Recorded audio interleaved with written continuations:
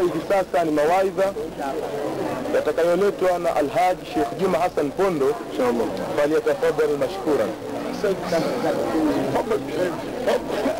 Inshallah. Kutokana na dhiki ya wakati, muda umetuishia, nitapenda basi nisameheke, tusilete mengi, lakini napenda tu niseme mawili tu.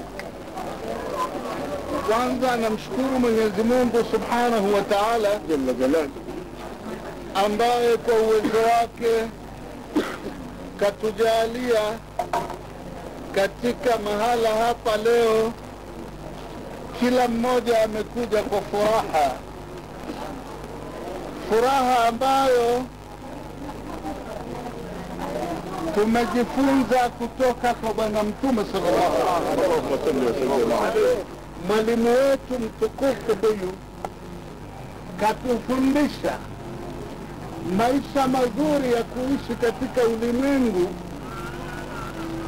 ni kuoana baina ya mume na mke, ama mwanamke aliyesimamisha haki ya ndoa na mwanamume aliyesimamisha haki ya ndoa, amewaahidi kuwapa maisha ya uwili tena peponi, aliposema katika surati Al-Waqi'a, anasema wa furushin marfu'a inna insha'nahunna insha'a faja'alnahunna abkara uruban atraba li ashabi al-yamin.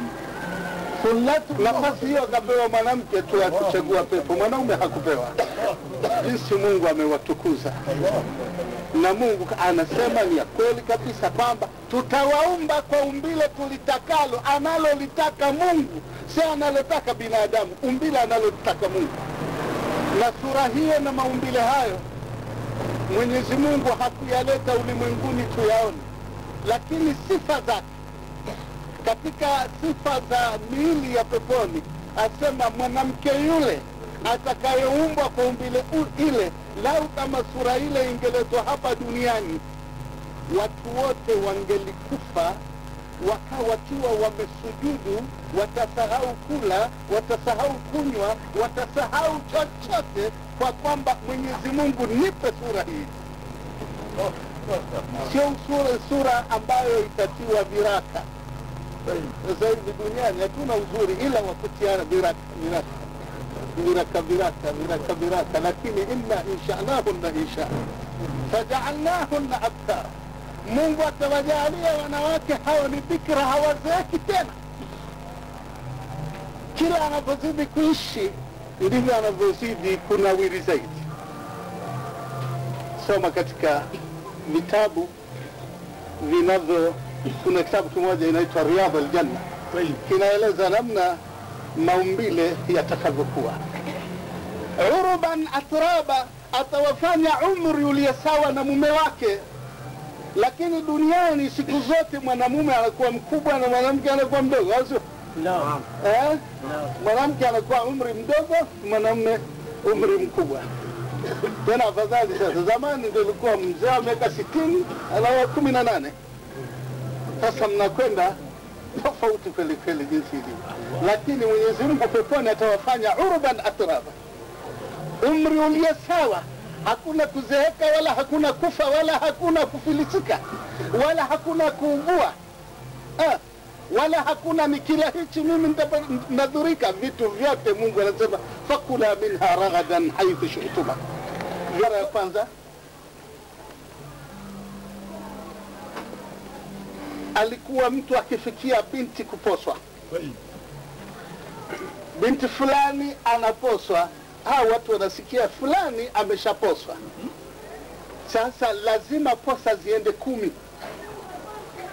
Akidu balala hii, lazima vijana wapeleke posa. Kama zikibaki 2 bado haziwezi kujibiwa, hata hajibiwi mpaka wafike 10. Alafu ikishafika ndoa 10 zile, vijana wale 10 wanakwenda kukutanishwa na yule msichana. Maana pale ilikuwa giza, nuru ya Uislamu ilikuwa hakuna. Wanakutanishwa, wakishakutanishwa wanamwacha yule binti ampata ujauzito. Siku akisha kujifungua, wanakwenda wale vijana 10 kwenye nyumba kubwa pana. Kwa yule binti anapita kwa wale vijana, akitizama, anatizama, akikuona wewe ndio sawa sawa bwana, mnalingana kwamba huyu mtoto anafanana na wewe, anakwambia bwana, huyu mtoto wako. Sasa sana. Na hii ndio dawa itakayotufanya sisi tuwe wenye kunusurika mbele ya Mwenyezi Mungu.